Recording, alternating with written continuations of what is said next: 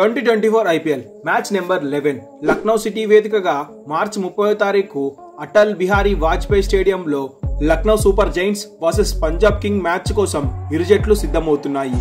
ఇప్పటికే Lucknow super Giants తను ఆడిన ఫస్ట్ మ్యాచ్ లోనే రాజస్థాన్ చేతిలో ఓడిపోయి ఈ మ్యాచ్ లో ఆయన ఎలాగైనా గెలిచి పాయింట్స్ ఖాతా తెరవాలని చూస్తుంది. మరోపక్క పంజాబ్ కింగ్ తను ఆడిన 2 మ్యాచ్ల్లో ఒక మ్యాచ్ ఢిల్లీపై గెలిచి ఒక మ్యాచ్ ఆర్సీబీ పైన ఓడిపోయి తమ 3వ మ్యాచ్ కోసం సిద్ధమవుతున్నాయి ఇరు జట్లు.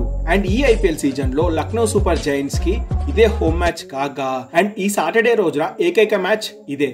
ఇక ఈ స్టేడియంలోని pitch report, head to head stats, match యొక్క ప్రొడిక్షన్, మరిన్ని విషయాల గురించి తెలుసుకుందాము. ముందుగా head to head stats. LSG జట్టు అలాగే పంజాబ్ కింగ్స్ జట్టు మొత్తం ఐపీఎల్ లో 3 సార్లు తలపడ్డాయి. అందులో ఎల్ఎస్జీ జట్టు 2 మ్యాచ్ల్లో విజయం సాధించగా పంజాబ్ కింగ్స్ జట్టు 1 మ్యాచ్ లో విజయం సాధించింది. ఆడింది తక్కువ మ్యాచ్లే అయినా ఎల్ఎస్జీ జట్టు పంజాబ్ జట్టు మీద ఒక మెట్టు ఎక్కువే ఉంది. అండ్ ఈ స్టేడియంలోని పిచ్ రిపోర్ట్ విషయానికి వస్తే ప్రీవియస్ స్టాట్స్ బట్టి ఈ పిచ్ అనేది అబ్సల్యూట్లీ స్పిన్ ట్రాక్ అని చెప్పుకోవచ్చు. స్లో వికెట్ కూడా ఉంటుంది. చేస్ చేయడానికి ఈ పిచ్ పైన బ్యాట్స్మెన్ కి అతి కష్టంగా మారబోతుంది. ఈ పిచ్ మీద మొత్తం 7 ఇంటర్నేషనల్ T20 మ్యాచెస్ ఆడగా అందులో చేసింగ్ చేసిన జట్లు 2 సార్లు గెలిచాయి. అండ్ ఫస్ట్ బ్యాటింగ్ చేసిన జట్టు 4 సార్లు గెలిచింది. అండ్ అలాగే ఒకసారి టైగా మారింది. దీన్ని బట్టి మీకే అర్థమవుతుంది ఈ పిచ్ ఎంత స్లోగా ఉండబోతుందో. స్పిన్నర్స్ అయితే ఈ పిచ్ పైన అబ్సల్యూట్లీ ఎంజాయ్ చేస్తారు.